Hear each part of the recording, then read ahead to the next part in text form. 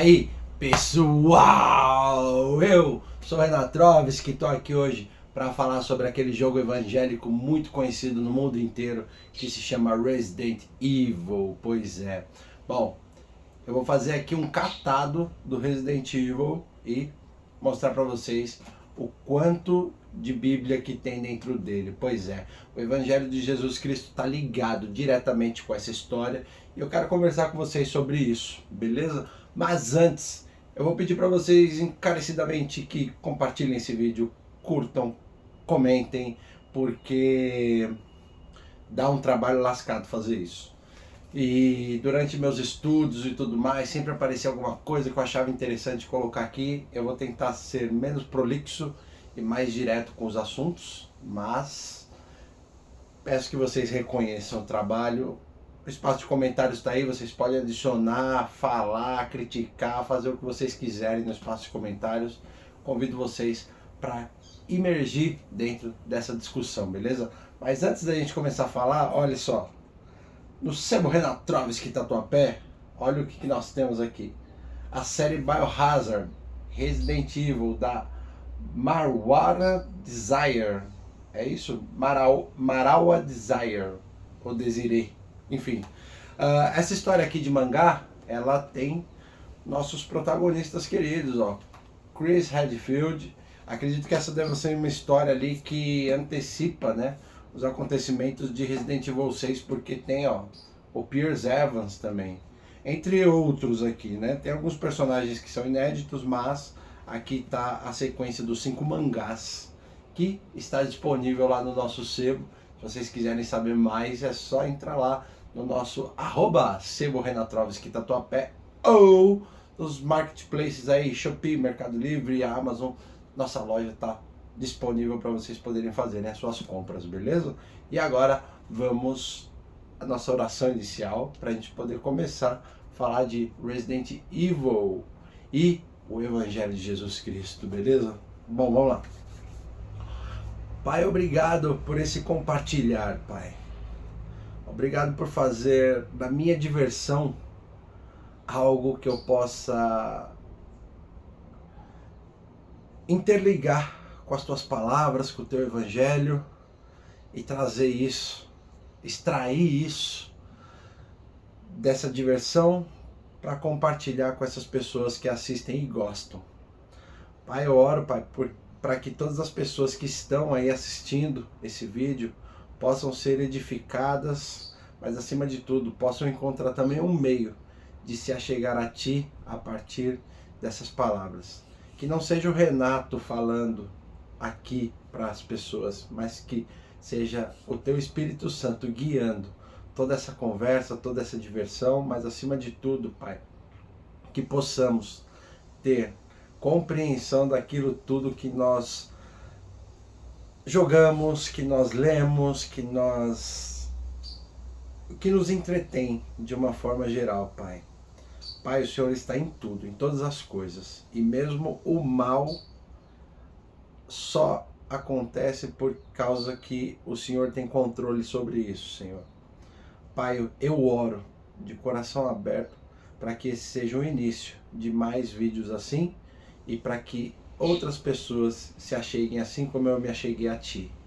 Entreguem suas vidas a Ti e reconheçam o Senhor como Salvador das nossas vidas. É isso que eu te peço em nome do Senhor Jesus Cristo. Amém. Bora lá?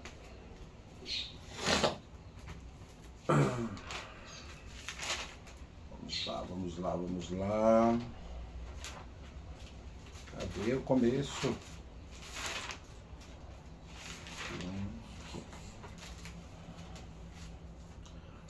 Vamos lá. Resident Evil teve sua estreia em 1996 com Shinji Mikami à frente do projeto. Só para vocês terem uma ideia, uma curiosidade bacana, não estava aqui nas minhas anotações, mas eu vi isso ontem, né? Para vocês terem uma ideia, já tem uma semana que eu estou gravando esse vídeo. Esse já é o 3º vídeo que eu faço. Mas enfim, o Shinji Mikami, só para vocês terem uma ideia, o sonho da vida dele era ser piloto de Fórmula 1. Só que não deu certo. A gente já sabe o que aconteceu na vida dele. Mas o mais bacana é que, assim, se eu não me engano, ele se forma em publicidade e um amigo dele consegue fazer ali um link para que ele fosse numa festa da Capcom. Ele nem estava interessado porque ele não se interessava com programação nem nada, né? E consequentemente ele acaba indo nesse evento só pela comida. Isso daí, por que eu contei essa história? Porque eu achei interessante.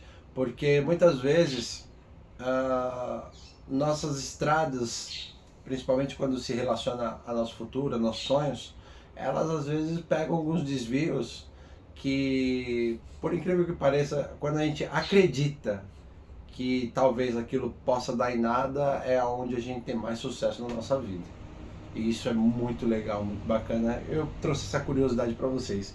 Mas o Shinji Mikami, ele acaba se relacionando com Tokuro Fujiwara, produtor da Capcom, né? E juntos eles batizam Resident Evil como Biohazard lá no Japão, né? 2 meses antes do lançamento, 2 meses depois do lançamento do Resident no Japão, eles trazem o jogo pra América. Só que aqui não dá pra ficar Biohazard, por causa da banda de heavy metal e também de um jogo da Sega. Então eles batizam como Resident Evil, né? Enfim, e ele a partir daí fez história com toda a sequência de jogos de Resident Evil. Uma coisa bacana também que eu vi nessas curiosidades, que não estava aqui nesse compilado, né, é que Sweet Home foi um jogo de 89 que ele começou a produzir com alguns fragmentos ali de sobrevivência do jogo. Só que, em teoria, assim, é mais um achismo meu mesmo que eu vou falar. O Shinji Mikami, ele não vem de uma família bem sucedida. O pai dele teve que parar de trabalhar. Aliás, o pai dele teve que parar de estudar durante o ensino médio. Isso fez com que o pai dele fosse muito rígido, muito exigente com essa questão de escola, né? E um belo dia, o Shinji Mikami tentou ir deitar sem fazer a lição de casa. O que esse pai fez? Ele pegou, colocou o moleque para fora de casa, de pijama e descalço, fez ele andar 6 quilômetros, ele chegou na costa da praia. Detalhe, o pai dele estava no carro acompanhando ele, né? Quando chegou na costa da praia, o pai dele deu ré e foi embora para casa. E ele teve que voltar para casa descalço de pijama durante a noite, né? Talvez isso tenha sido aí a maior inspiração para ele criar um jogo de survival horror que nem é esse aqui. Sobrevivência a partir de um campo, de um espaço onde você precisa ali recolher recursos para chegar. A inspiração dele era causar o medo real. Então, tipo assim, ele colocou no jogo situações das quais nós sentimos medo real. É por isso que, principalmente Resident Evil 1, a gente vê isso. A gente tem uma claustrofobia muito grande nos espaços da mansão, depois na delegacia, na RPD, no Resident Evil 2, e isso começa a se expandir um pouquinho mais em Resident Evil 3, mas ainda assim a gente passa por corredores estreitos, a gente tem a parte do hospital também que é uma parte bem complicada ali de jogar, né? Por causa dessa questão de espaço. O controle também naquela época não ajudava, né? Porque a gente tinha aquele controle que é só a cruz, depois que eles fizeram o analógico, e aí melhorou bastante a nossa jogabilidade. Bom, essa é uma curiosidade bacana que eu resolvi trazer para vocês. Uma coisa que Resident Evil tem desde o início é uma profundidade nos nomes que batizam, né? Tanto as criaturas quanto os personagens. Resident Evil 9, Hacking, não é por acaso, né? Eu vou falar da tradução da palavra Hacking e o sentido que ela tem aqui. Entretanto, durante toda a cronologia de Resident Evil, a gente vê a questão do apocalipse acontecendo. Você que gosta da Bíblia, você que é uma pessoa já evangélica, que acompanha ali o Evangelho de Jesus Cristo, tem muita coisa de apocalipse ali. E de fato essa foi uma das coisas que me pegou lá no Resident Evil 1, né? Com aquela... Eu não conhecia porque Bíblia mesmo eu comecei a ler esse ano. Para vocês que me acompanham por aqui, vocês estão vendo aí que eu estou fazendo a série do livro de Lucas, né? Entretanto, eu sempre gostei muito da questão do levantar dos mortos. Os mortos vão se levantar, né? O Capital Inicial tem uma música que chama Verde e Amarelo, talvez, Despertar dos Mortos, né? Que fala sobre... Na verdade, não fala necessariamente de zumbis, né? Fala de uma nação que está morta e ela se levanta para poder, de fato, fazer uma revolução. E não acontece. Na verdade, não é nem do Capital Inicial, é do Aborto Elétrico. É uma letra do Renato Russo. Enfim, e consequentemente, isso sempre me atraiu muito. Eu sempre gostei de Apocalipse mesmo sem conhecer, né, da Bíblia.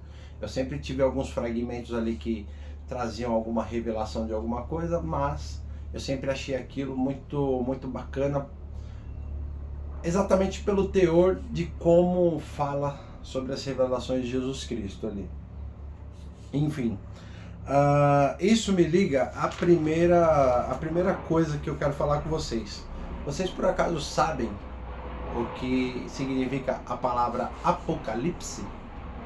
Pois é muito legal falar de realidades distópicas, realidade apocalíptica e tudo mais. Eu gosto muito desse tipo de filme, de assunto. Mas Apocalipse significa revelação. Pois é.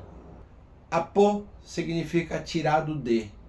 Kalima significa véu. Apocalipse vem do grego, apocalipsis.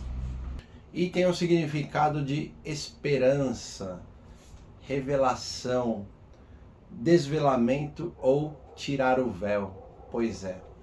Quando você tem esse entendimento, você entende que esse apocalipse que acontece na história de Resident Evil é muito real em cada história. Porque em cada história eles acabam descobrindo um pouco mais sobre a Umbrella, o Spencer e tudo que envolve aquele caos que a gente enfrenta em cada jogo, né? Motivações, traições, tudo a gente acaba entendendo no decorrer do jogo até o final da história, né? Sempre com aquela evolução de alguma experiência que não deu certo. Enfim, e aqui a gente vai falar muito sobre esperança. E a primeira parte que eu vou falar sobre esperança, até porque eu vou falar bastante aqui da ELPS, né, do Resident Evil Hacking. Mas enfim, biblicamente pode ser esperança, pois revela a vitória de Deus. O Apocalipse, para quem não sabe, é aquela coisa da qual a humanidade vai passar por todo o caos do mundo, né? E após isso, Jesus desce com a nova Israel aqui para a Terra. E aonde vamos viver uma realidade igual a gente vive, só que sem o pecado. Porque é por causa do pecado que nós estamos mortos. Eu vou falar sobre isso também mais para frente. Vamos lá. O significado da ELPS, né?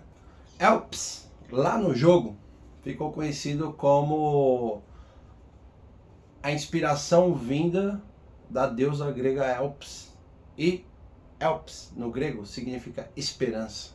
Mas também tem um significado bíblico aqui. Na Bíblia, é conhecida como uma certeza firme do futuro.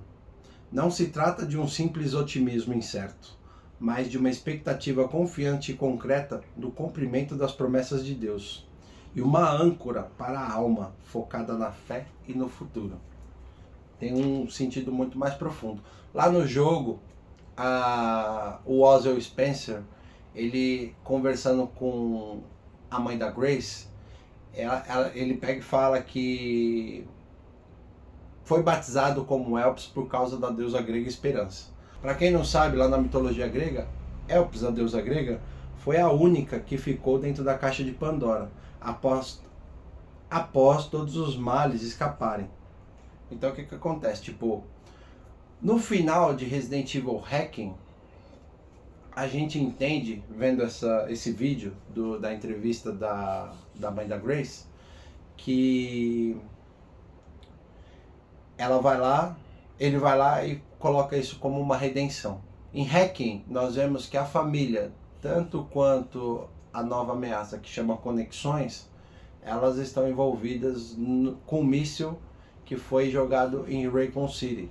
Nunca foi para erradicar o contágio, sempre foi para esconder algo muito teoricamente pior. Para quem já jogou Resident Evil Hacking sabe que a ELPS é uma cura ao invés de ser um outro vírus super poderoso, né?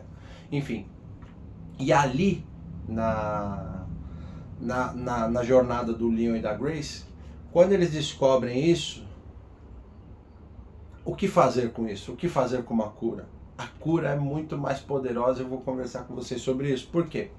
Porque, biblicamente, nós somos tomados pelo pecado. A partir do momento que a gente se converte, não nos libertamos do pecado, isso é fato, né? Quem acha que vai se converter e vai ser uma pessoa melhor, maior, não pecadora, perfeita, achou errado. Exatamente pelo fato do quê? Porque a gente está imerso no pecado e Deus sabe também que tem algumas coisinhas em você que você não consegue mudar, né? Você muda muito, óbvio, né? Mas você não se liberta exatamente disso. Isso daí está muito atrelado à história da Jill. Eu vou conversar com vocês talvez num próximo vídeo. Eu vou ver se dá para encaixar aqui, porque tem muito a ver com o significado dos nomes e dos personagens. Mas enfim, vamos lá. Eu separei os personagens aqui com suas principais características e vou falar aqui alguma coisa ou outra sobre os nomes, mas o dos nomes eu vou deixar para um outro vídeo, porque estende bastante e eu não quero fazer só com os heróis, eu quero fazer com os vilões também, que tem muito a ver com isso. Coloquei assim, ó, o personagem do Chris hoje é um dos que eu mais gosto, né? Mas já foi um personagem que para mim tanto faz, tanto fez. Vamos lá. O Chris, ele é corajoso e disposto a dar a própria vida pela humanidade. Isso é o Chris. A Jill, ela é corajosa, ela é guerreira e faz o que tem de ser feito com bravura e inteligência. Leon Scott Kennedy, ele é o guardião e protetor. Não desiste e leva tudo até as últimas consequências, não importa o que aconteça. Claire. A Claire para mim talvez seja a personagem feminina que eu mais gosto. Fica empatado ali entre ela e a Jill, exatamente pelo fato do que eu gosto muito das duas por suas diferenças, né? A Claire, todo mundo já sabe que ela pegou uma posição mais ativista, né? Ela é afetuosa, ela é meiga, é corajosa e sempre disposta a acolher quem precisa. Se posiciona e se manifesta sempre que necessário. Depois que a Claire passa por Raycon City 2, ou por Raycon City, ela acaba aí entrando à frente da Terra Save, né? Rebecca Chambers, ela é cuidadosa. Ela começa como uma médica de campo e no futuro vira uma cientista bioquímica. Ela batalha de frente atualmente contra as ameaças biológicas, pois é. Para quem acompanha os filmes, principalmente as animações, a Rebecca, ela ali tá na frente ela encara a batalha diretamente nos organismos dos infectados, né? Ela tenta trazer cura para essa evolução errônea, né? Enfim, a Cheryl eu não ia colocar aqui, mas como ela tá em Resident Evil Hacking, ela tá infectada mais uma vez, eu não achei justo deixá-la de fora. Então, a Cherry, ela foi infectada com o G-Vírus em Resident Evil 2 e ela é salva pela Claire. Ela virou agente federal da DSO, Divisão de Operações de Segurança.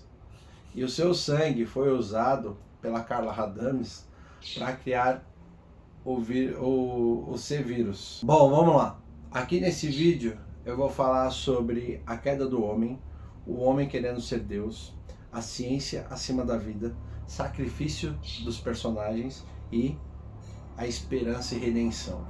Será que é uma redenção de Oswald Spencer?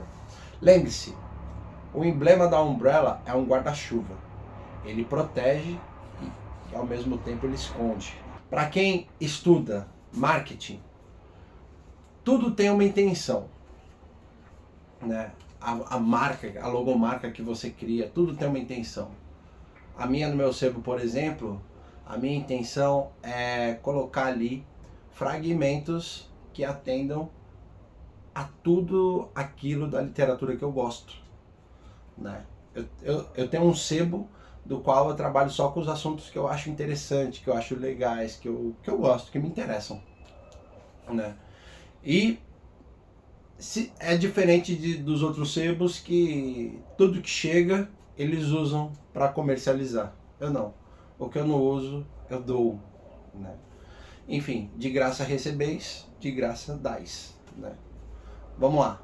Assim também são as grandes logomarcas. Então, elas têm sempre uma intenção por trás.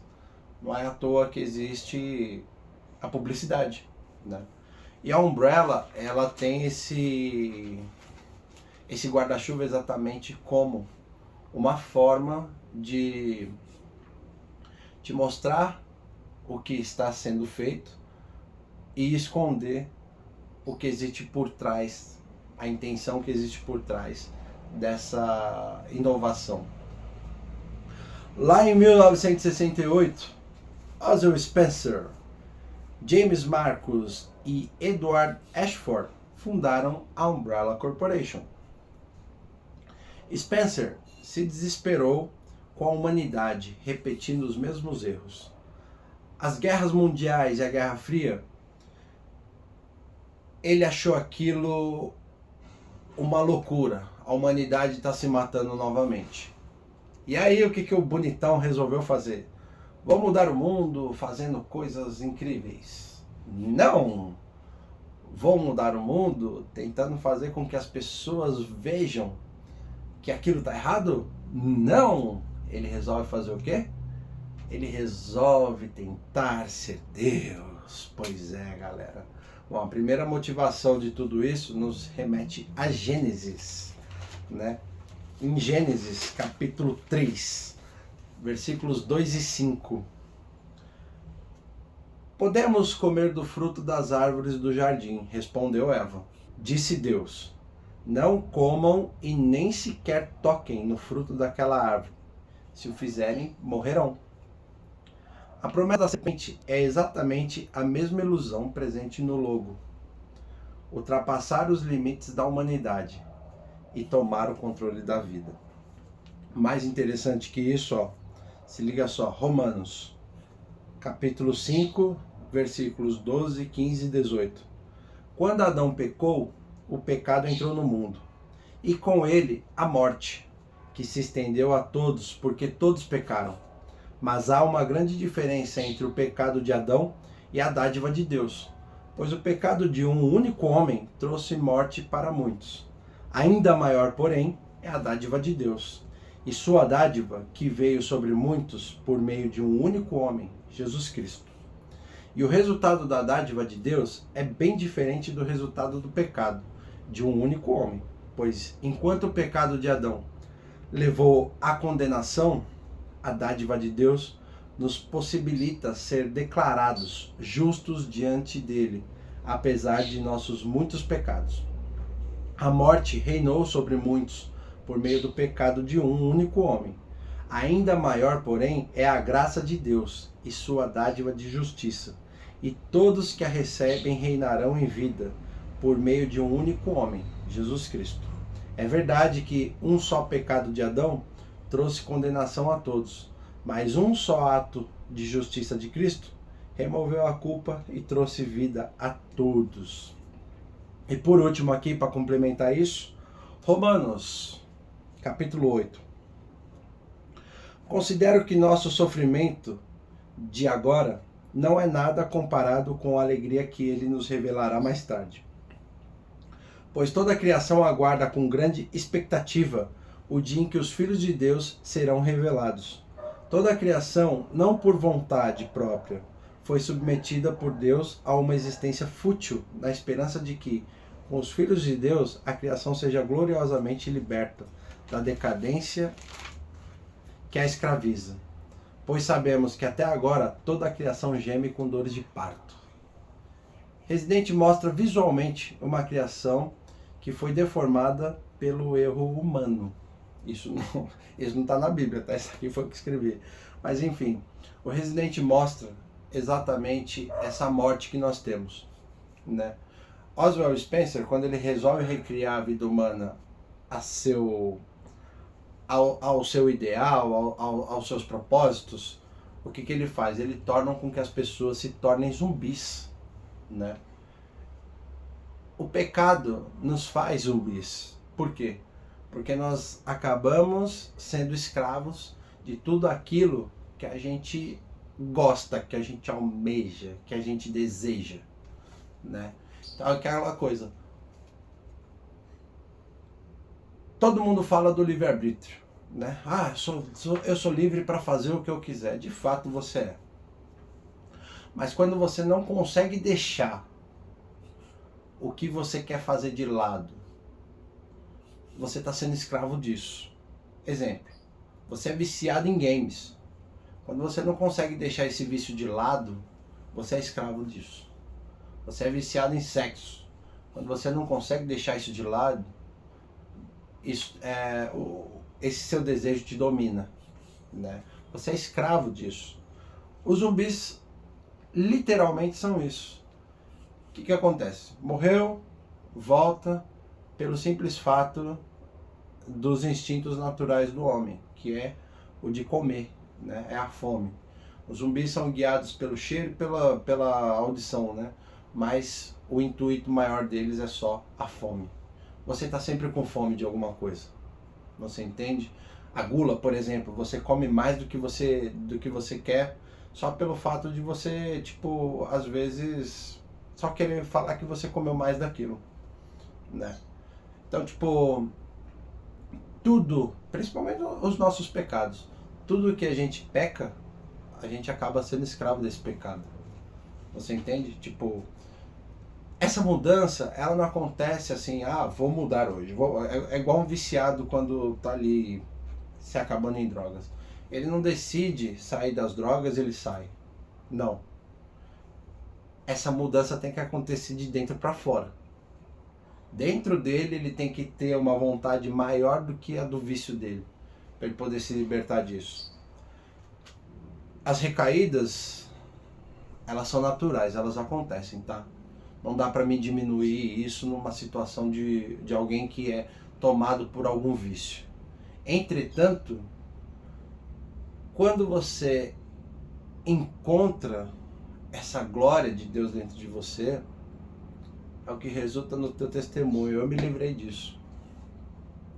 E eu falo isso porque eu também estou imerso ao pecado igual todo mundo. Eu não consigo apontar, é muito comum, né? A gente apontar o dedo para outras pessoas apontando os erros dos outros e não olharmos para os nossos. Entende? E é disso que se trata.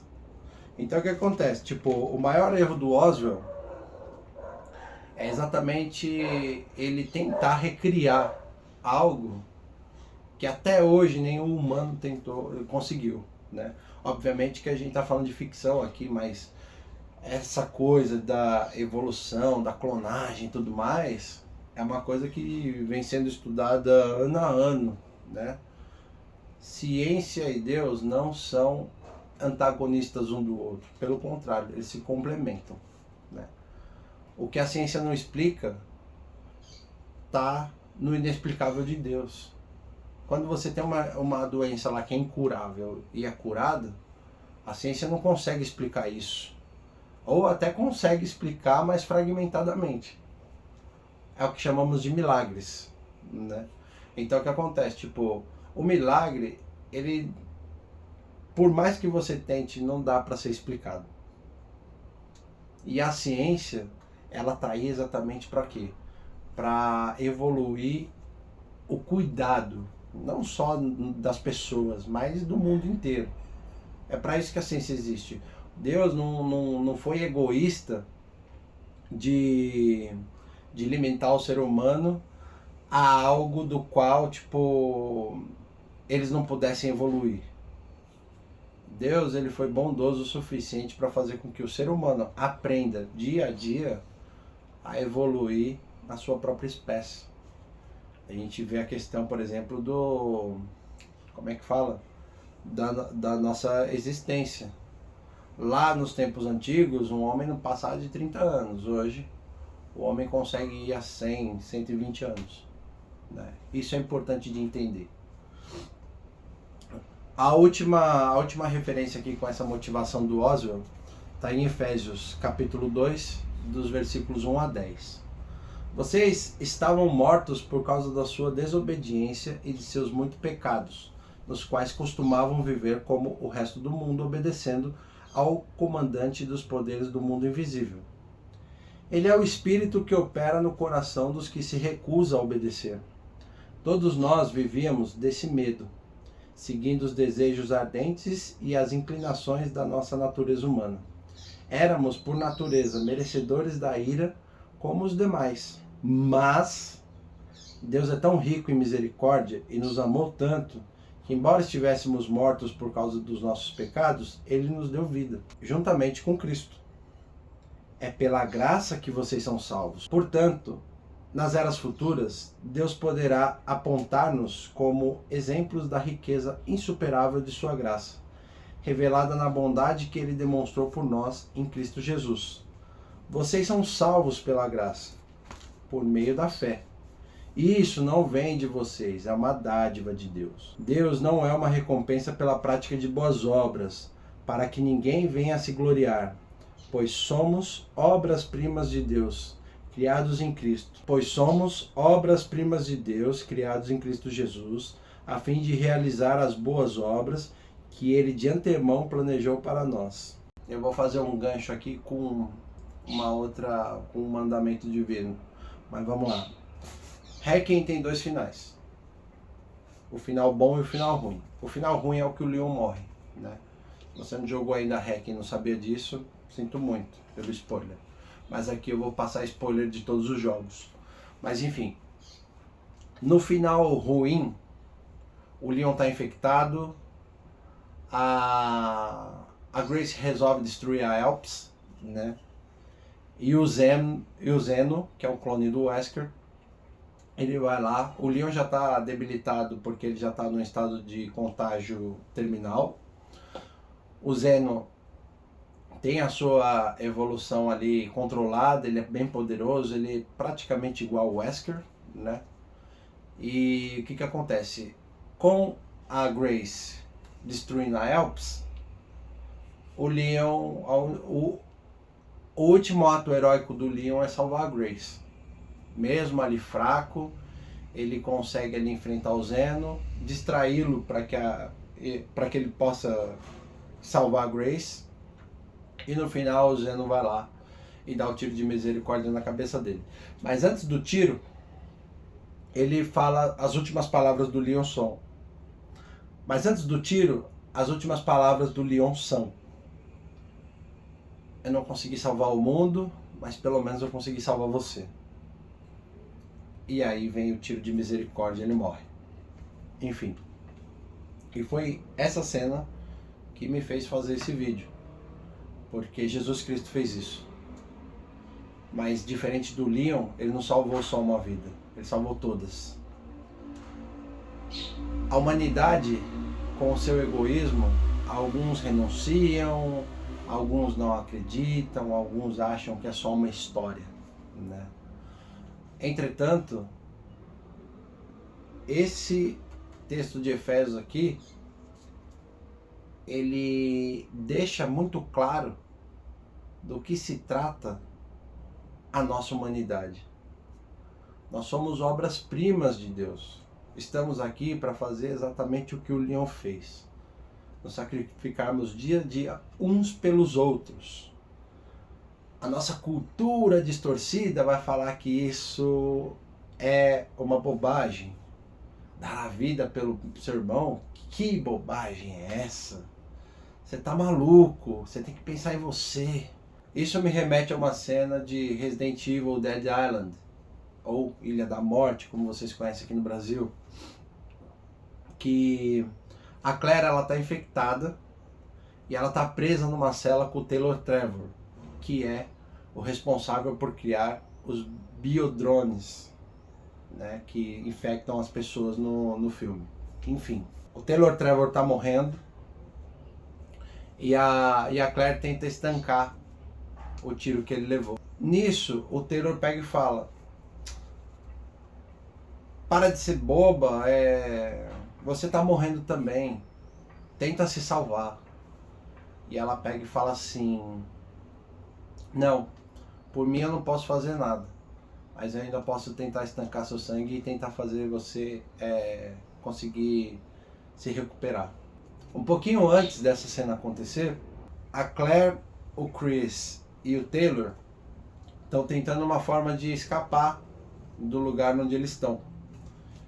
Eles foram alvo ali de uma tentativa de ataque em Alcatraz, conseguiram sobreviver. E aí nisso o Taylor fala um bando de bobagem pra Claire, porque ela é da Terra Safe, né? E o que acontece? Um pouquinho depois que ele fala essas bobagens, tem uma outra situação e ela salva a vida dele. Eles são atacados, né, por alguns zumbis no caminho e ela salva a vida dele. Após isso, tem um outro momento que eles são atacados por alguns zumbis e ela salva a vida dele. Aí ele pega e fala: pô, você salvou minha vida mesmo eu sendo um babaca com vocês? Aí, se eu não me engano, é o Chris que fala: babaca ou não, ainda assim salvaríamos a sua vida. Ou seja, esse sacrifício não é uma coisa assim: ah, o cara é super altruísta, o cara é bom, o cara é um herói, não. É o que é pedido pra gente fazer, é o maior mandamento de Jesus Cristo. É incrível isso. E tudo isso está aqui em Resident Evil. Quando a gente falar do significado dos nomes aqui dos personagens, vocês vão ver muito disso, desses significados, né? Porque o que acontece? Nada é batizado por acaso, né? Os personagens, eles têm um intuito. Falo isso porque eu tenho um livro, eu escrevi um livro. Ninguém sabe porque eu nunca lancei. Eu tenho esse livro pra mim, tá na internet, inclusive. Mas o nome da minha filha é Sabrina por causa exatamente da personagem que eu criei pro livro. Eu tava vendo uma série com a minha namorada e essa série fala bastante sobre arte, né? O Beijo da Sereia, tá no Netflix, é uma série nova, é um dorama, né? E nessa série tem uma parte lá que uma obra de arte quebra e eles vão lá, eles têm que ir lá falar pro dono da obra que a arte quebrou, né? E ele pega e fala assim, o cara dá uma rabada na menina lá e ele explica: obras de arte são como filhos pra gente, né? Se uma quebra, é a mesma coisa que morrer. Não dá pra criar outra igual, né? Resident Evil se trata disso. Cada obra tem ali a essência do criador. Por que a trilogia inicial é tão boa? Porque o Shinji Mikami, ele estava ligado diretamente a isso, né? Depois mudaram os diretores, mas o Shinji Mikami está sempre ali, perto. Resident Evil tem altos e baixos, obviamente, na cronologia, mas ainda assim tem a essência de Resident Evil, com uma exceção: Resident Evil 7. Eu não consigo ver aquilo como Resident Evil, mas vamos embora. Hacking. Vocês têm ideia do que é hacking? Pois é, para quem não sabe, é um termo usado muito pelo catolicismo, pois é. Ele indica celebrações aos mortos, a missa de 7º dias. O que significa hacking? É uma missa especial celebrada pelas igrejas cristãs católicas, né, em homenagem aos mortos. A Igreja Católica é a principal doutrina a fazer as chamadas missas de hacking. O anglicanismo e as igrejas ortodoxas também usam práticas semelhantes. E é disso que se trata. Hacking é uma celebração aos mortos, né? Quando a gente vê o intuito de hacking, nós vemos que esse vírus que nós enfrentamos aí em Resident Evil 9, ele faz com que essas pessoas elas morram e ao virarem zumbis, elas tenham ali recordações do final da vida delas. Então elas continuam praticando o que elas estavam fazendo antes de morrer. Que nem uma faxineira continua limpando, um médico continua exercendo suas funções de médico, um enfermeiro exercendo suas funções de enfermeiro. Enfim, né? É disso que se trata. A palavra hacking ela vem do latim e deriva de hackis e significa descanso ou repouso. Só que a gente sabe que os mortos aqui em Resident Evil não tem isso, né? Bom, vamos lá, eu fiz um compilado aqui de todos até chegar no hacking, porque a partir daqui eu vou falar um pouquinho de todos, né? Isso inclui filmes, isso inclui os jogos, isso inclui todo o universo de Resident Evil. Vamos lá, ó. Os 3 primeiros, né? Acho que eu vou até colocar o 0. O 0, 1, 2 e o 3 se trata do apocalipse biológico, pragas que se espalham, cidades destruídas, colapso social, sobreviventes em meio ao caos. Em Resident 4, essa fórmula ela começa a ganhar uma camada diferente, que está bem atrelada ao Evangelho também.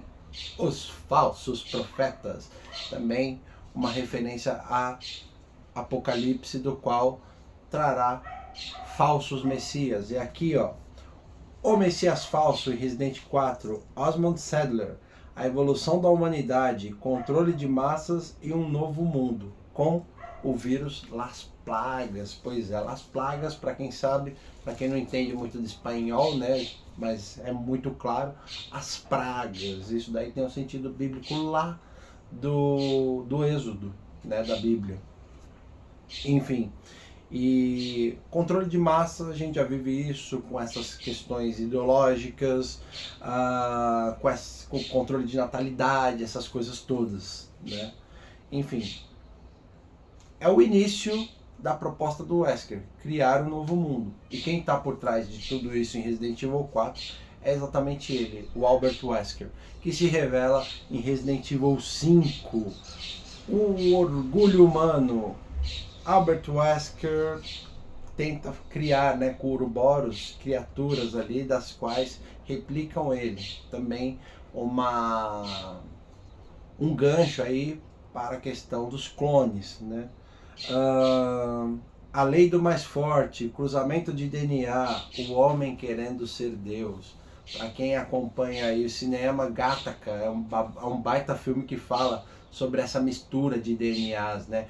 Quem pode, não pode, com quem você pode se relacionar, com quem não pode, como seu relacionamento pode dar certo gerando um filho, sendo que o melhor dos seus DNAs estarão no seu filho, né? Tipo, tira o melhor do DNA da mulher, tira o melhor do DNA do homem, cruza eles e gera a vida perfeita, né? Que durante o filme a gente vê que não é tão perfeita assim, mas enfim. O Wesker em Resident Evil 5, ele tenta fazer aquela coisa da raça mais forte, né? Isso também tem ligação não só com a Bíblia, mas com o nazismo na época do Hitler, que ele tentava fazer isso. A gente vai ver também um pouquinho disso na história do Glenn Arias em Resident Evil Vendetta, né? Descendo a régua um pouquinho mais baixo, o que tirou Adão e Eva do paraíso? A ganância de um homem ser Deus. A ganância de um homem ser como Deus. Bom, vamos lá. Em Resident Evil 6, a corrupção da criação. O início da ideia de controlar as massas com a elite. Controlar política, controlar situações, criar o caos para depois oferecer a cura.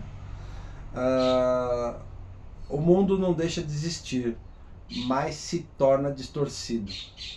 Essa é a grande motivação do Derek Simmons em Resident Evil 6, né? Bom, vamos lá. A praga invisível transforma pessoas que faz um contágio rápido, né? Destrói comunidades inteiras. O pecado que se espalha e corrompe, né? É a questão de Resident Evil 6. É uma praga que se espalha rapidamente. Para quem assiste, para quem jogou, né, Resident Evil 6, sabe que o contágio ele se espalha de uma maneira como se fosse uma fumaça, né? Quem emerge naquela fumaça acaba virando zumbis.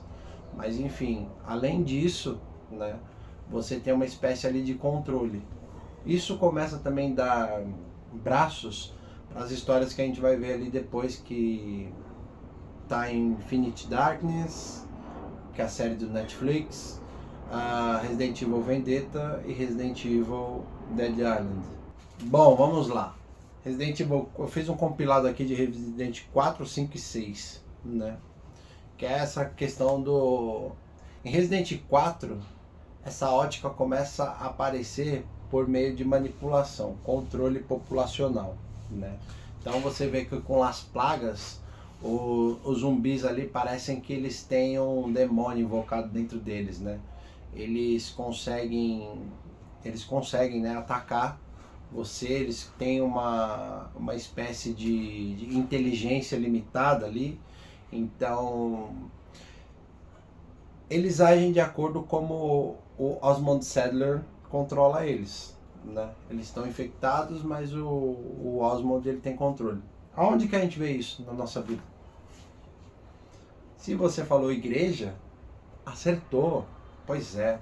As pessoas, alguns evangélicos, eles agem de uma maneira da qual a igreja controla a vida deles. São esses evangélicos que afastam as pessoas de Jesus Cristo. Você entende? Então o que acontece? A partir disso, a igreja ela começa a controlar a tua vida. A igreja faz rituais, cria campanhas, está sempre ocupando você com alguma coisa. E você acaba fazendo isso não porque aquilo ali está no seu coração, né? Entendam, eu não estou falando de totalidade, mas a maioria das pessoas não faz isso pela boa vontade de fazer. Faz exatamente por achar que se não fizer aquilo, ela não está salva, ela está pecando. Não. Vocês entendem? Tipo, a gente falou de livre-arbítrio aqui.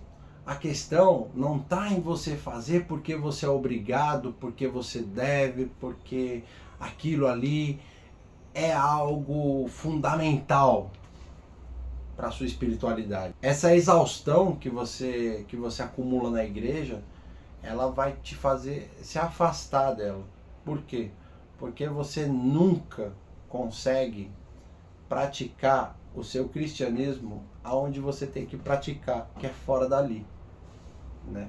Então você entra numa bolha e se você está fora dela, você está afastado, o diabo está te tomando, está te roubando. Quando você faz algo diferente daquilo que foge das doutrinas da igreja, você é acusado, né? E não é disso que se trata. Quando você de fato vai na igreja, escuta a palavra, é inspirado, é motivado, é encorajado, a palavra da igreja, a revelação que você tem num culto é exatamente o fato de você praticar aquilo fora dali, sabe? Então assim, você vai chegar no desigrejado, você vai chegar no afastado para acolher eles. Vocês entendem? Esse controle vai fazer com que vocês entrem em que bolha? Na bolha ideológica, aonde o seu pastor é a favor de um político ou de outro. Você vai fazer parte do que bolha? Você vai acusar aquele cara que está afastado. Você não vai trazer ele para dentro. Por quê? Porque você vai continuar acusando ele e os erros dele sem olhar para os seus. Você entende? Você vai fazer parte de que bolha? Da bolha da exaustão, do qual você vai estar tão focado com as coisas da igreja que você não vai conseguir dar espaço para o primeiro ministério que Jesus pede, que é estar presente com a sua família, dar valor à sua família, estar junto com a sua família. Você vai perder festas, você vai perder um monte de coisa, porque a crendice diz que você está em pecado se você estiver ali. Só que eles não exaltam o fato de a sua presença em família alegra a Deus. Vocês entendem isso? Então, é disso que se trata muitas das coisas das quais falsos cristos vão tentar ludibriar vocês. Querem ver aqui, ó? Eu fiz uma anotação aqui que vai de Mateus 24, capítulo 24, versículos 23 e 25. Não, de 23 a 25. Portanto, se alguém lhe disser, vejam, aqui está o Cristo, ou ali está ele, não acreditem. Pois falsos cristos e falsos profetas surgirão e realizarão grandes sinais e maravilhas, a fim de enganar, se possível, até os escolhidos. Vejam que eu os avisei de antemão. Pois é. Falar disso é exatamente o fato de você ver líderes religiosos, pastores, não só esses, né? Mas todo mundo ali que está envolvido com a igreja é muito distante da realidade que tem aquela comunidade, sabe? Tipo, a igreja ela faz um trabalho assistencialista da qual os governos não fazem. É por isso, por exemplo, que a igreja não paga imposto. Isso é uma realidade?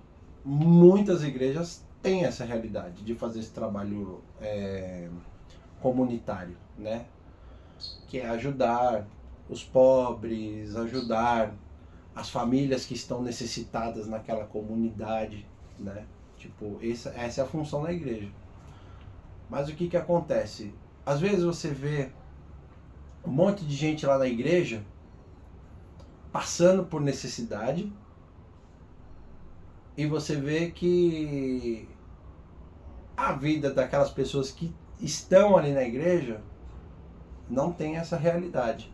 Tipo, o pastor anda de carrão, o pastor tem um jato, o mandamento de Deus pro pastor é comprar um jato. Isso é um absurdo, eu acho, pelo menos, né? Enfim, o pastor ainda vai justificar que é para fazer as obras de Deus fora do país, em outras cidades, enfim, né? Cobrando até para pregar, né? Poxa, que pena isso. E o teu irmão lá tá ajoelhando junto com você, precisando pagar a conta de luz, a pensão, seja lá o que for na casa dele. Tá faltando para ele, sabe? A igreja faz uma conferência lá na Conchichina. Vá fazer parte dessa conferência para ganhar a unção de Davi, as bênçãos de Salomão. Mas não fornece o jato para você poder ir para lá. Você entende? Diferente do irmão que está lá na igreja, que quer comprar uma Kombi para levar a galera que não pode ir para a igreja. O cara tá gastando a gasolina dele, o cara tá gastando os recursos dele para comprar uma Kombi para levar o pessoal para a igreja. O líder da igreja tem um jato e não fornece o jato para levar as pessoas para a conferência que ele vai fazer. Detalhe, conferência paga. Vocês conseguem entender isso? Para você poder entrar na conferência é igual você comprar o ingresso para ir num show. Vocês conseguem entender isso? Eu entendo que o dinheiro é para sustentar o evento, eu entendo tudo isso. O dinheiro do dízimo é para sustentar a igreja, mas não é só para isso. Esse dinheiro tem que ser revertido para a comunidade. Se você vê essa realidade muito distante da comunidade que agrega aquela igreja, que frequenta aquela igreja, tem algo errado aí. Não tem Deus ali. Vocês entendem? Então assim, tipo, tem igreja que faz esse serviço assistencial? Claro que tem. Geralmente são igrejas pequenas que você vai para a igreja, as cadeiras são de plástico e tipo, você vê que a estrutura da igreja é precária, mas você vê também que aquela igreja tem braços abertos para receber, para cuidar daquela comunidade. Mas a maioria das igrejas grandes é complicado, né? Enfim. Outra coisa bacana que tem em Resident Evil 4 é essa questão do Sadler conseguir controlar as pessoas, né? Essa questão de ele conseguir fazer com que as criaturas trabalhem a favor dele traz o início da jornada que nós vemos de Resident Evil 6 em diante, né? Que a melhora sempre alguma coisa na questão do controle das pessoas, né? Em Resident Evil 6, o Derek Simon já cria aquela coisa do caos e libertação. Não é libertação a palavra. Ele cria o caos para depois te dar a solução, né? Enfim, em Resident Evil Vendetta você já tem aquela questão do Arias fazendo com que os zumbis tenham ali uma capacidade de escolher quem eles devem atacar ou não, né? E no Resident Evil Dead Island você tem essa questão de o cara que controla os microdrones infectar os zumbis, as pessoas que ele quer, para poder servi-lo, né? Então, tipo, essa questão do controle tem ficado cada vez mais evidente em Resident Evil, né? Só que essa roupagem de Resident Evil 5 com o Wesker tentando cruzar DNA e fazer dessas espécies inteligentes começa com uma coisa meio histórica. Por quê? Porque você vê ali, tipo, Charles Darwin fala da evolução da espécie, a lei do mais forte. O Wesker quer fazer o quê? O Wesker quer ser Deus. Ele quer criar aquelas criaturas à sua imagem e semelhança. Resultado disso, em Resident Evil Hacking, nós vemos aí que o Zemo é igual a ele. É igualzinho, tipo, não, igualzinho não, né? Mas é um clone igual a ele. E, além disso, a Cherry participou dessa questão em Resident Evil 2. Mas em Hacking, nós voltamos ao orfanato. E lá no orfanato tem várias crianças entrando nessa questão da clonagem. Além disso, a gente tem aquela entrevista que a mãe da Grace faz com o Oswald, e o Oswald fala, né, que ele tentou criar vários clones que reagissem àquela mutação e evolução de uma maneira da qual ele pudesse controlar esses clones, né? Quando ele fala da Elpis, que é essa questão da possível redenção dele próprio com a Grace, né? Ele fala que a Grace foi o espécime que deu certo. Então, assim, tipo, nós vemos ali a Emily lá no final. Por isso que eu falo que eu não sei se é de fato uma redenção. Em Resident Evil 9, um dos monstros que a gente enfrenta desde o início é um monstro gigante. Eu acho que é a Mary, o nome do monstro, né? É a Mary e a Emily. A Emily é o espécime que está ali preso, e a Emily se tornou uma criatura gigante. Ela não reage à luz, ela é super forte. Na escuridão ela não tem boi, ela é muito forte mesmo, né? E o que acontece? Ela, por mais dano que você cause nela, ela se regenera. Em Resident Evil Hacking, a Emily, ela tá ali presa, ela vira um monstro durante o jogo, e o Leon vai lá e abate ela. Só que no final a gente descobre que a Emily ainda está viva. Ou seja, a gente entra numa espécie de arma X aí, porque existe essa regeneração. A gente vê que quando a Emily é resgatada, ela tá como se fosse dentro de um casulo. Vocês entendem? Então, tipo, será que o Oswell, ele de fato criou a Elps como uma espécie de redenção? Ou ele usou isso para favorecer a acusação que ele receberia por causa dos acontecimentos em Reconcile com a Umbrella Corporation? Lembrem-se, Reconcile foi destruída não para erradicar o contágio, mas para esconder a Elps. A Elps é uma cura. Será que a Elps de fato é uma verdadeira cura ou é a evolução para algo maior?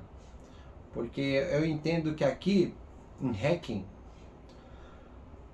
você está celebrando os mortos, descanso. Os zumbis vão ganhar uma outra roupagem daqui para frente. O Chris não aparece em Resident Hacking. Entretanto, ele está investigando uma outra coisa que abateu uma equipe da BSAA, né? Aliás, em Reconcile já existiu uma equipe da BSAA abatida. Entretanto, ele está investigando uma outra coisa em um outro lugar e ele deixa a mensagem para o Leon dizendo que ainda vão se encontrar, né? A luta contra a corrupção. Mesmo com o mundo destruído, eles continuam lutando contra a propagação do mal, né? Aqui eu vou entrar na questão do sacrifício e da redenção, tá? Isso daqui envolve mais as histórias dos heróis do que a motivação dos vilões. Vamos lá. Quando a gente para ver aquela cena que eu contei para vocês do Leon, a gente vê que eles estão dispostos a ir até as últimas consequências para salvar a humanidade, né? E o mundo, ele jaz do maligno, né? O mundo está corrompido, mas ainda assim existe gente de bem. Ou seja, Chris, Claire, Jill, Leon e Rebecca, eles estão lá dedicando a vida deles a combater essas ameaças bioterroristas, né? E esse medo da ciência sem limite, sem ética, começa com uma empresa farmacêutica e termina como uma criadora de armas biológicas. Você vê aqui que durante toda a jornada de Resident Evil, a motivação nunca foi melhorar a raça humana. A motivação, ela vem exatamente do fato de fazer com que essa evolução, essas melhorias se tornem uma forma de serem usadas em prol da ganância humana. Não tem o que falar de guerras, né? Rússia e Ucrânia, Estados Unidos e Irã. Sem falar as outras que a gente não conhece, que está por enquanto abafadas, né? Mas enfim, essas guerras, elas não se justificam de maneira nenhuma. É muito legal você falar assim, que legal, ó, os Estados Unidos vai entrar lá, vai tirar o ditador de lá, vai tacar míssil onde for para acabar com aquilo. Não está acabando com nada. Batman já dizia, se você é um assassino e mata o assassino, o número de assassinos não muda, porque você é mais um assassino. Então o que acontece? Tipo, você concorda com o que o povo iraniano passa? Não, eu não concordo. Mas aplaudir alguém que vai lá e tá com um míssil na cabeça do outro só pelo fato da justificativa de dizer assim, estamos acabando com isso, também não é da hora. Por quê? Vamos supor que apontasse o míssil aqui para o Brasil, né, para nossa terra. Você ia gostar de receber um míssil na cabeça? É disso que se trata. Ele está matando uma pessoa, que seria o ditador, mas mata outras pessoas, porque tipo, ele não tá matando aquela pessoa com um tiro ou qualquer coisa assim, não é só ela. Outras pessoas que não têm culpa morrem. Essa é uma diferença muito bacana do Evangelho. Os romanos, eles sempre mandavam os exércitos para conquistar outras áreas e tudo mais, né? Isso eu falei até no vídeo do segundo capítulo lá do Lucas. Enfim, eram os romanos que mandavam os soldados para a guerra, né? Tem sempre aquele que fica só organizando e tal, aquela cúpula, né, que fica só debatendo, olha, é melhor atacar por aqui, vamos atacar por causa disso aqui, a diplomacia que fica ali falando, não, mas isso justifica esse ataque, se vocês fizerem isso, vamos atacar de tal forma, beleza, ok. Você tem os burocratas que ficam em seus escritórios decidindo quem vai morrer ou não, né, que são soldados. Enfim, Jesus Cristo vem e faz ao contrário. Ele não manda pessoas irem para a guerra, ele vai para a guerra primeiro, ele é a linha de frente. Quando Jesus Cristo foi crucificado, ele não falou para os discípulos, não, vai vocês primeiro, depois eu vou. Ele que foi. Os discípulos, quando entenderam sobre a crucificação e a acusação dele, os discípulos falaram assim, olha, eu acho melhor você não fazer isso, hein? Olha, o Pedro mesmo fala, se você é o Cristo, se livra disso, ele pega e fala, não, peraí, para trás de mim, Satanás. Porque Jesus, ele veio para morrer por nós. E isso fica claro durante todo o Evangelho. Mas se aquelas pessoas que viveram com Jesus, as testemunhas oculares que viveram com Jesus, caminharam com Jesus, aprenderam com Jesus, não entenderam isso, hoje, como está tudo mastigado, é mais fácil da gente entender, mas ainda assim a gente não entende. E é disso que se trata. Quando a gente fala dessas guerras e tudo mais, está exatamente atrelado a isso. Os líderes, os verdadeiros responsáveis por tudo isso, que são políticos, diplomatas e por aí vai, eles estão protegidos. É comum vermos ali filmes apocalípticos protegendo quem está na alta cúpula. Por que a motivação do Derek Simons está exatamente em fazer um controle populacional com as elites do mundo?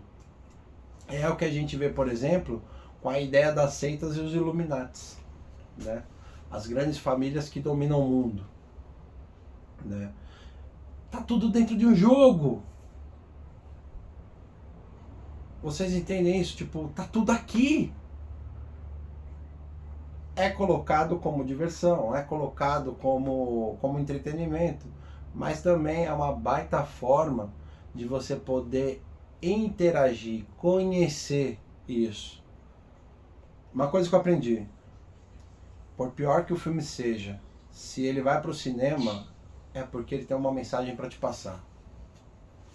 A gente critica, a gente fala, esse filme é uma bomba, esse filme, nossa, é uma droga.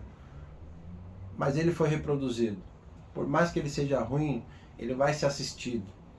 Vou dar um exemplo aí da Branca de Neve, né? Branca de Neve é um filme muito ruim, mas ele tem a sua mensagem a ser passada, né? Enfim, ele tem uma roupagem de filme de terror, porque é muito ruim. O terror do filme está em assistir ele, mas ele está ali, trazendo a proposta dele. A proposta dele qual que é? É distorcer aquilo tudo que a gente conhece, né? E é importante assistir esse filme por quê? Exatamente para você ver como que funciona essa distorção, como que eles te controlam, como que eles te manipulam. Resident Evil está mostrando isso o tempo todo. A família, conexões, a Umbrella, a Trisel, é sempre isso. Quando a gente começa a jogar Resident 1, 2 e 3, a gente vê bastante, a gente vê mais o 3 isso. A questão as mudanças que eles fazem nos cosméticos, né? Mostra ali várias inovações na indústria de cosméticos, né? Mas os cosméticos, eles têm um sentido, né? E assim, quando você vai vendo o que tem por trás dessas experiências e tudo mais, você fica pasmo, porque a Umbrella está envenenando o povo através desses cosméticos, né? E isso é incrível, porque assim, tipo, a gente está exposto a isso todos os dias. Todos os dias. Vocês entendem? São várias indústrias. Quando você compra droga lá na farmácia lá, para você poder de repente tratar de uma doença que você tem ou tudo mais, tem sempre a parte dos efeitos colaterais, né? É benéfico para isso, mas fique atento porque pode te causar isso, pode acontecer aquilo. Vocês entendem? Então, tipo, tá tudo atrelado aí. Entende?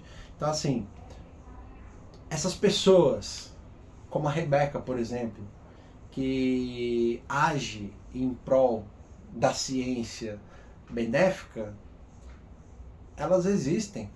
Elas estão ali, elas estão combatendo a ciência sem ética, sem limites, né? A gente fala de clonagem, por exemplo. Eu gosto de falar da ovelhinha Dolly, que ela fizeram a ovelhinha Dolly, ela durou um tempão, mas ela não tem a mesma essência da nossa vida. A clonagem, ela não se sustenta exatamente pelo fato do que a vida que Deus nos deu não foi uma vida criada em laboratório. E a ciência não consegue alcançar isso. E eu falo aqui com todas as letras, não vai alcançar. Porque a forma como você é gestado, nada se compara. É uma perfeita simetria. Nosso corpo, a igreja, a comunidade, ela tem que ser igual o corpo de Cristo. Cristo é o cabeça, a mão não faz a mesma função do coração, o pé não faz a mesma função do joelho, o olho não faz a mesma função do nariz, e é disso que se trata. O nosso foco tem que estar em Cristo. Somos comunidade. Essa mensagem ela nos ensina o quê? A complementar uns aos outros. Olha só o que fala em João capítulo 15, nos versículos 9 ao 13. Eu os amei como o Pai me amou. Permaneçam no meu amor. Quando vocês obedecem a meus mandamentos, permanecem no meu amor. Assim como eu obedeço aos mandamentos de meu Pai. Eu lhes disse essas coisas para que fiquem repletos da minha alegria. Sim, sua alegria transbordará. Este é o meu mandamento. Amem uns aos outros como eu amo vocês. Não existe amor maior do que dar a vida por seus amigos. Se nós vivêssemos nessa utopia, né, seríamos todos perfeitos. Como não vivemos, as nossas diferenças se complementam. Se entendêssemos isso, moedas não seriam necessárias para dar valor às coisas. Por quê? Porque nós íamos complementarmos uns aos outros de acordo com as qualidades que nós temos. Entra na questão da mistura do DNA e do Wesker, da ganância do Wesker de misturar DNA, né? Então o que acontece? Tipo, você na sua essência, você tem um monte de coisa boa, assim como você também tem um monte de coisa ruim. E assim, aquilo que é limitado em você é aquilo no qual o seu irmão tem abundância. Um complementa o outro, dá jogo. Um time de futebol com 11 jogadores de cada lado não tem desgaste grande se jogar em equipe. Mas se um time de futebol com 11 jogadores de cada lado jogarem apenas com 5, esses 5 vão se acabar e não vão conseguir trazer o resultado necessário para chegar a uma vitória. Trabalho em equipe. É isso que Leon, Chris, Jill, Claire fazem, né? Eles não só trabalham em equipe, eles estão dispostos a se sacrificar pelo bem maior que a humanidade. Tem mensagem maior do que essa, do que Cristo? Cristo se sacrificou pela humanidade. Eu vou falar no próximo vídeo dos nomes. O Osmond Sadler, ele se proclama como o alto sacerdote, né? E um sacerdote naquela época era o cara que fazia sacrifícios para te redimir dos seus pecados, né? Mais pra frente na história a gente vê como é que fala? A Igreja Católica vendendo indulgências para redimir os seus pecados. E aqui eu falei para vocês, você é salvo pela graça. Não é pelas suas boas obras, não é pela intervenção de ninguém. Vocês sacam isso? A graça de Deus é que te salva. Entregar sua vida para Cristo, reconhecer Ele como seu Salvador, é o que te salva. Porque a partir desses ensinamentos é onde você consegue mudar, onde você consegue se transformar. Essa é a verdadeira evolução, essa é a verdadeira transformação. Se desconstruir e renunciar a quem você é para servir a Cristo, né? Servir a Cristo, eu vou ter que fazer tudo que Ele manda? Não. Mas aprender com Ele é o caminho. Aprender que eu falo é exatamente tudo aquilo que Ele ensinou pra gente. Amem uns aos outros como a si mesmo. Caminhem em comunidade. Sejam um corpo. Saca? Olha só que louco que fala aqui em Romanos, capítulo 12, e eu já me encaminho pro final daqui. Portanto, irmãos, suplico-lhes que entreguem seu corpo a Deus, por causa de tudo que Ele fez por vocês. Que seja um sacrifício vivo e santo, do tipo que Deus considera agradável. Essa é a verdadeira forma de adorá-lo. Não imitem o comportamento e os costumes desse mundo, mas deixem que Deus os transforme por meio de uma mudança em seu modo de pensar, a fim de que experimentem a boa, agradável e perfeita vontade de Deus para vocês. Com base na graça que recebi, dou a cada um de vocês a seguinte advertência: não se considerem melhor do que realmente são. Antes, sejam honestos em sua autoavaliação, medindo-se de acordo com a fé que Deus nos deu. Da mesma forma que nosso corpo tem vários membros e cada membro uma função específica, assim também é o corpo de Cristo. Somos membros diferentes do mesmo corpo e todos pertencem uns aos outros. Deus, em sua graça, nos concedeu diferentes dons. Portanto, se você tiver a capacidade de profetizar, faça-o de acordo com a proporção de fé que recebeu.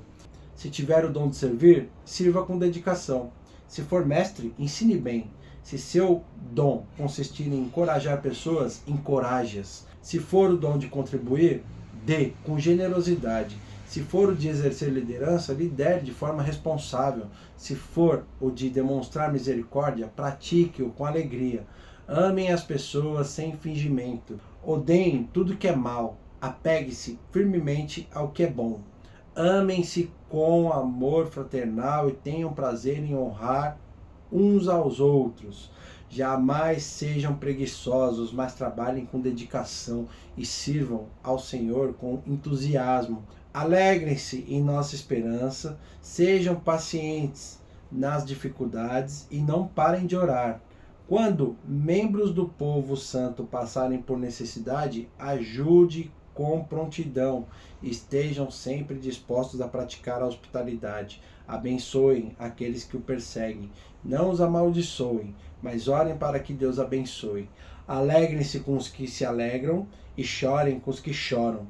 Vivam em harmonia uns com os outros. Não sejam orgulhosos, mas tenham amizade com gente de condição humilde. E não pensem que sabem tudo. Nunca paguem o mal com o mal. Pensem sempre em fazer o que é melhor aos olhos de todos. No que depender de vocês, vivam em paz com todos.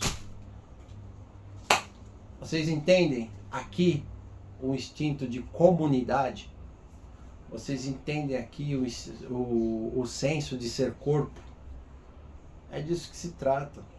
Resident Evil traz a maldade humana de uma maneira explícita pra gente.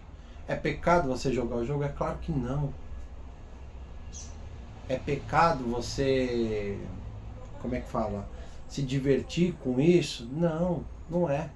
Entender que se sacrificar pela humanidade é o maior sacrifício que você faz em relação a Cristo.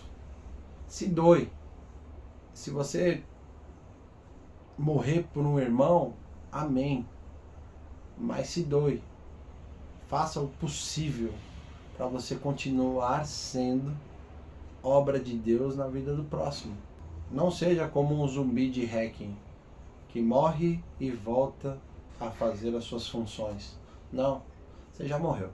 Não sei se você é batizado, não sei se você não é, mas quando você se batiza, a ideia é que você morra para a sua vida passada e comece uma nova vida em Cristo, né? Então assim, se você já for batizado, o que ficou para trás ficou. Viva o hoje. Jesus fala pra gente o tempo todo, nosso tempo é o agora. O que a gente está fazendo agora? Eu tô aqui, conversando com vocês, alinhando as coisas que eu gosto, junto com esse evangelho que me transforma dia a dia, né? Eu tô aqui. Isso eu tô fazendo aqui e vocês estão vendo. Mas também tem o que eu faço que vocês não veem. Então é aquela coisa, tipo... Você quer ser como o Chris, como a Claire, como a Jill, como o Leon, né? Como a Rebecca? Façam o melhor nas funções de vocês. Se dediquem. Sem preguiça. Sirvam, sabe? Contribuam. Não sei como é que você vai agregar a esse mundo, né? Mas aprendam com o Oswald. Mudar o mundo não é criar uma nova espécie de humanidade. Mudar o mundo tá em começar a mudar você. Saca? Seu comportamento. Você briga aí com a sua mãe por causa da política. Você não olha na cara do seu pai porque ele é de esquerda e você é de direita. Deixa de ser besta. Ame-o. Ame do jeito que ele é. Ah, ele não concorda. Minha mãe é esquerdista, eu já tô mais pro lado da direita. Mas enfim. Hoje em dia eu dou risada, mas eu já fiquei muito bravo com tudo isso. Nunca parei de falar com a minha mãe, obviamente. Até porque eu acho isso ridículo, mas... E outra, é minha mãe, né? Mas a maior lição que eu aprendo com tudo isso é exatamente o fato de que enquanto estamos sendo todo dia tentados, manipulados, alienados, nós estamos segregando, nós estamos afastando, né? O Chris se sacrifica dia a dia para salvar vidas, né? Ah, Renato, mas são personagens fictícios. Eu sei, gente. Eles são fictícios, mas a mensagem que eles trazem é para nossa vida, é pra gente. Eles estão tentando mostrar isso pra gente. Sacrifício. Haja com inteligência, como a Jill. A Jill, no Resident Evil 1 principalmente, ela é quem desvenda tudo. Ela é a pessoa, ela age com inteligência, né? Ela é a pessoa que descobre as falcatruas da Umbrella, descobre as traições que existem ali, descobre as pessoas que estão envolvidas em tudo aquilo, né? A Claire, seja como a Claire, proteja. Ela cuida da Sherry praticamente a história de Resident Evil 2 inteira. Em Resident Evil Revelations, ela cuida da Moira o jogo inteiro. A Claire é o maior braço de afetuosidade que a gente tem. E ela se manifesta. Hoje em dia ela está à frente da Terra Save. Como que você se manifesta? Como que você coloca para fora aquilo tudo que você acredita, aquilo tudo que você protege? Sabe? O intuito não está nos seus interesses pessoais. Tem que estar nos interesses de melhoria para todo mundo. É óbvio que você não vai agradar, você não vai conseguir fazer aquela coisa de tipo todo mundo gostar de você. Mas isso não se trata de você. Se trata exatamente do fato de você vê a importância que é trabalhar por uma comunidade. Olha o Leon. O Leon é um patriota nato, né? As aventuras do Leon, elas sempre são voltadas ali dentro dos Estados Unidos e tem um sentido para isso, né? Mas seja como o Leon, você talvez não consiga salvar o mundo como Jesus fez, mas se você conseguir salvar pelo menos uma vida, já é o bastante. Vocês entendem isso? Seja como a Sherry.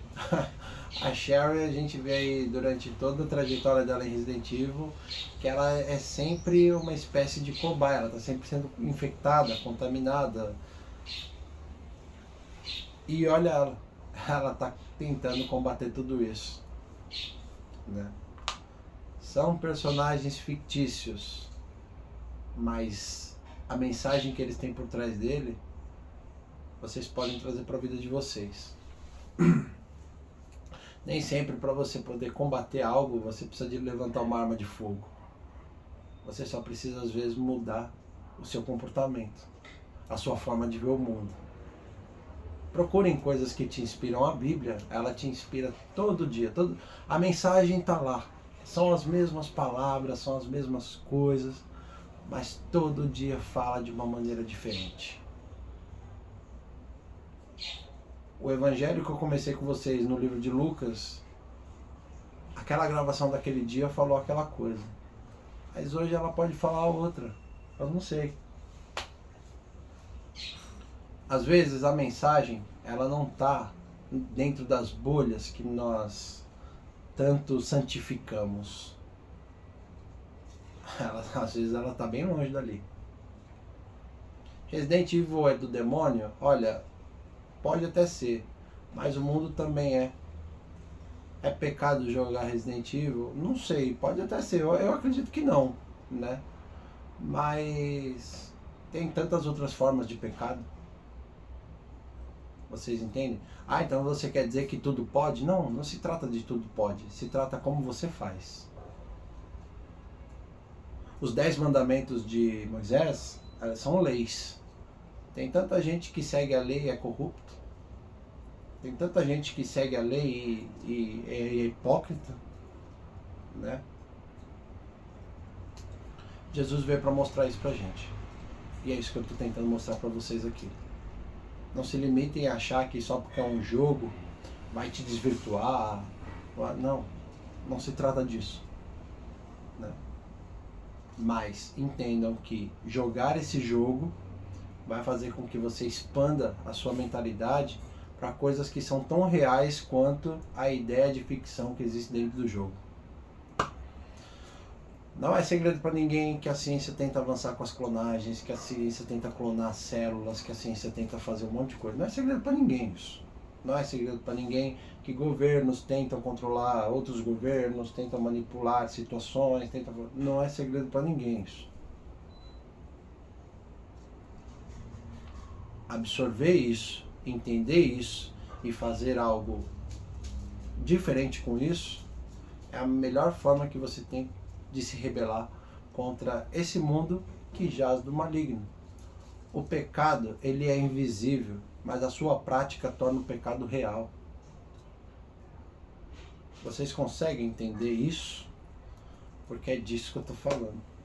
O jogo é a roupa que foi vestida para conduzir esse vídeo. Entretanto, a mensagem por trás dele vai muito além do que o que a gente está conversando, né? A ideia era falar dos significados que tem por trás de nomes e documentos, essas coisas todas que Resident Evil tem, né?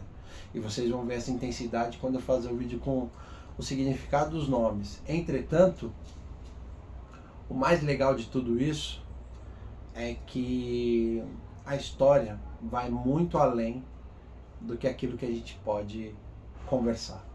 Isso que é legal. Fazer essa ligação de evangelho com a cultura pop, para mim vai ser uma diversão sem tamanho. E eu espero que vocês me acompanhem aqui também. Tá bom? Bom, eu vou orar e obrigado por terem assistido até aqui. Vamos lá? Obrigado, Senhor, por esse compartilhar. Obrigado por nos guiar durante esse papo. E eu espero, Pai, que as pessoas sejam edificadas a partir desse vídeo. Pai, eu não sei quem está assistindo, mas você sabe, você conhece o coração e a vida de cada uma dessas pessoas. Faça, Pai, que essas pessoas usem seus dons para mostrar um pouquinho do Teu reino aqui no mundo. Pai, faça com que essas pessoas de bem sejam as melhores no que fazem, para que elas possam compartilhar esse bem com a humanidade. E faça, Pai, na vida daqueles que não acreditam em Ti, que acham que servir é um pecado, que essa mentalidade mude, para que eles possam de fato também conseguir agregar a humanidade de uma forma positiva, Senhor. Senhor, eu confio que essa transformação vai causar muito desconforto em muitas dessas pessoas, mas vai ser um desconforto tão bom que ela vai querer continuar praticando tudo isso e te conhecer mais, Senhor. Eu oro, Pai, para aqueles que não te conhecem, que eles passem a te conhecer. Mas eu oro, Senhor, que para aqueles que te conhecem e já seguem os teus ensinamentos, que eles possam praticar aonde é necessário, que é fora dos templos, fora da igreja. É para aqueles que estão afastados, é para aqueles que estão magoados, é para aqueles que estão decepcionados, é para aqueles que se sentem traídos, Senhor. Pai, que o Senhor possa fazer sempre com que não falte inspiração para fazer cada vez mais isso. E que isso também sirva de inspiração para que outras pessoas façam e levem seu evangelho mundo afora. É isso que eu oro, te peço, e que cuide de cada uma dessas vidas. Em nome do Senhor Jesus Cristo. Amém. Obrigado, pessoal. Deus abençoe a todos vocês e até a próxima. Eu volto com o vídeo dos nomes, então compartilhem, se inscrevam no canal. Façam isso se tornar tão grande quanto é. Um abraço para vocês. Tchau.